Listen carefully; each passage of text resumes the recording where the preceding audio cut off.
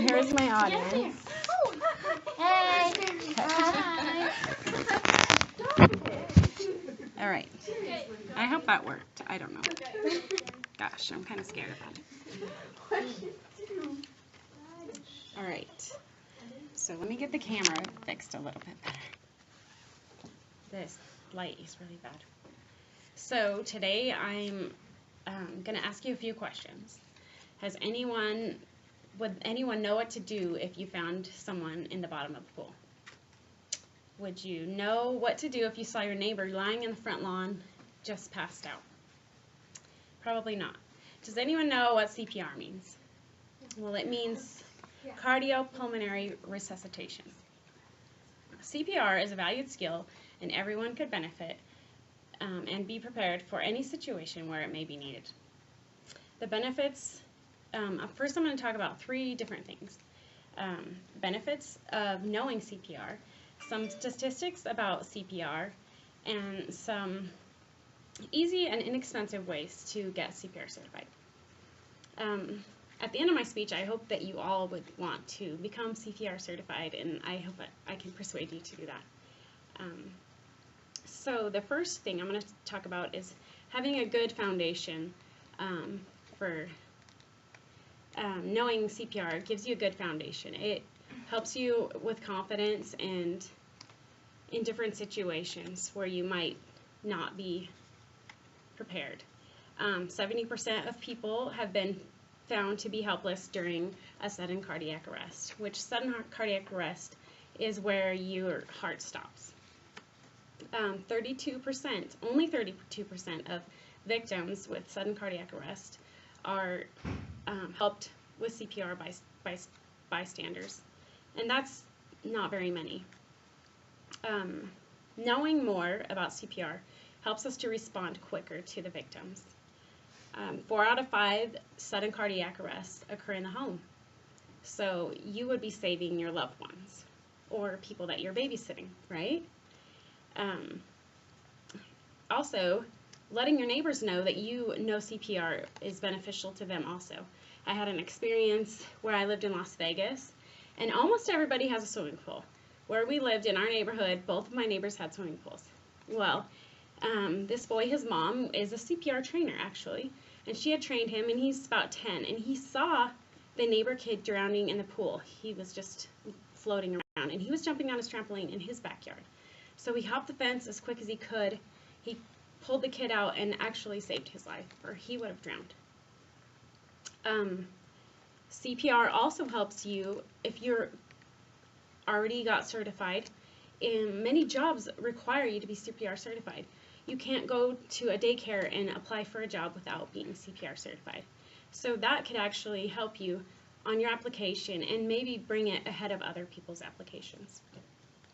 CPR saves lives, and there are statistics that show that. As I said, 4 out of 5 sudden cardiac arrests occur at home. That's 88% of cardiac arrest is at home. There are 2 main causes of cardiac arrest. One is heart attack, and the other is drowning. There was at the Paris Academy of Science in 1740 is the first time they had announced CPR as resuscitation mouth to mouth for drowning victims. 1740, that's a long time ago. 92% of sudden cardiac arrest victims die before reaching the hospital. Knowing CPR can double or even triple the victim's chance of survival.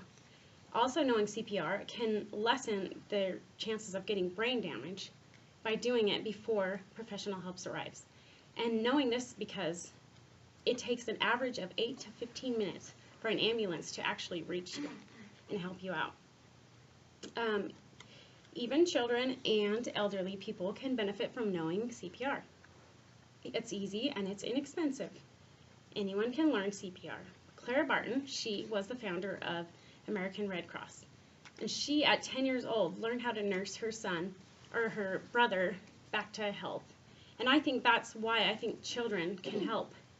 I mean, say if your mom had a cardiac arrest and you just did CPR until 911 came, you could probably save her chances of surviving. I think elderly people, even if they can't perform the CPR, they can help you to show you or explain to you how to do it, and that can save lives. Next question you might ask is, where can I get CPR certified, or who can help me to get CPR certified? There are online classes. You can do it in a classroom setting. At CSI, they offer classes. Some YMCAs even offer CPR classes. And they can take a minimum of 2 hours. They cost about $30 to $50. That's really not that much. And if you do it in a group setting, you can even lower the costs. And the certification lasts for about 2 years. There has been a new thing that just came out in 2008, which is called hands-on only, or hands-only CPR, which if you go to AmericanHeartAssociation.org, there's a 60-second training on how to do the hands-on. And they explain it to you by using the song, Staying Alive. If you've ever heard that song, it has the exact beat of how you're supposed to do CPR. So when you're doing CPR, you just sing the song, and that's how you know how fast or slow to go. Concluding, you may never use CPR.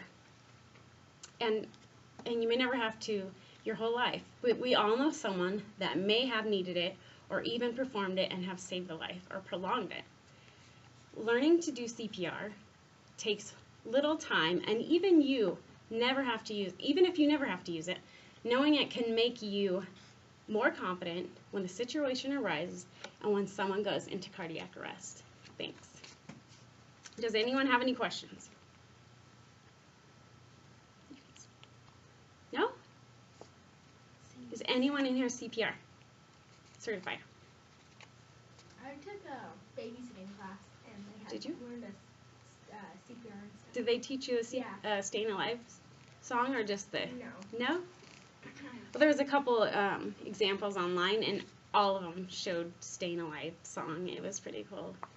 I don't know if you guys know it, but no, I'm not singing it. Yeah, I watched a YouTube video of a girl. She was 12 years old, and she was at a birthday party, and one of her friends, actually their birthday boy, was in the bottom of the pool drowning, and she pulled him out and did CPR and saved his life. And I thought, and now at her school, she's started a movement where she's teaching all of her friends CPR. Right, there's just the TV show, and that's what they did, is they taught the little girl, they taught her